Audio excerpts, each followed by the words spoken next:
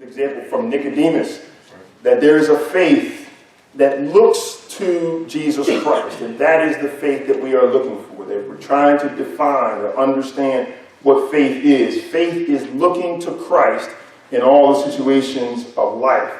And then last week we shared the antidote for our challenges when we get to points of unbelief. And it simply is found in the book of Psalms, and it reminds us that we are to exalt the Lord in everything and at all times. Be exalted, O Lord, in everything and in every situation. This week, we're going to look at how we realize or actualize our faith. Not just a faith that we speak of, not just a faith that we talk about, but a faith that challenges us, or a faith that moves us, I should say, in times of challenge. A faith that transforms, and that's the faith that counts. More than just a spoken faith. I believe, I have faith. I have faith that completes activities, that allows us to go to church and do certain spiritual looking and spiritual sounding things. But then when life crouches down and looks us in the face, we need a faith that stands right back up and looks life in the face and allows us to be transformed in those moments. As the truth be told, we all are not even just susceptible, but have been there. I stand with great confidence this morning in saying that we've been into areas where we've talked of our faith, we've believed in God, we know what God is able to do, but then that situation comes and surrounds us. We feel like we're falling apart in the floor. What do we do in those moments? The reality this morning that believing is not enough.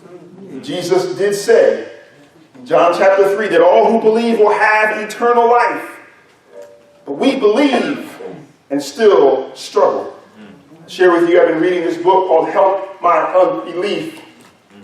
In this book, the author, Barnabas Piper, talks about how he was raised in church. He has biblical knowledge. But he says he wasn't able to really let his faith benefit him. He used this term that I thought was very interesting. He said, my faith was no more than mental assent. Mental assent meaning that he had knowledge.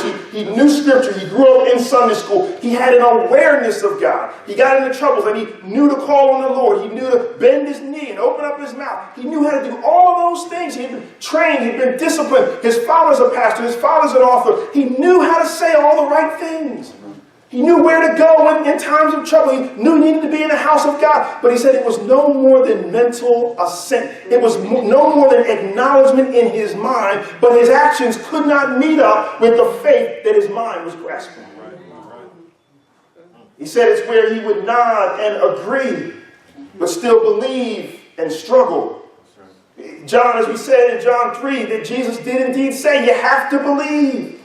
But James 2:9 also tells us that even the demons believe, and they shudder, and they tremble.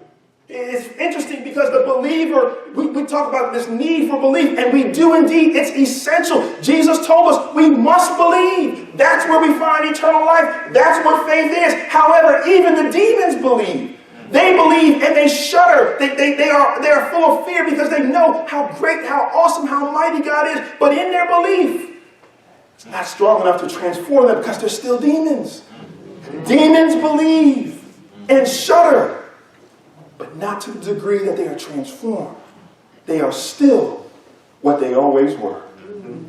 Brothers and sisters, I think I can close my eyes and look inward. I can hold up that mirror I was talking about last week and just look at myself and say, I've been there. I don't need to read a book. I don't need to read anybody else's testimony. I've been to those places where I believe, but I can't seem to get transformed. I believe, but I am stuck.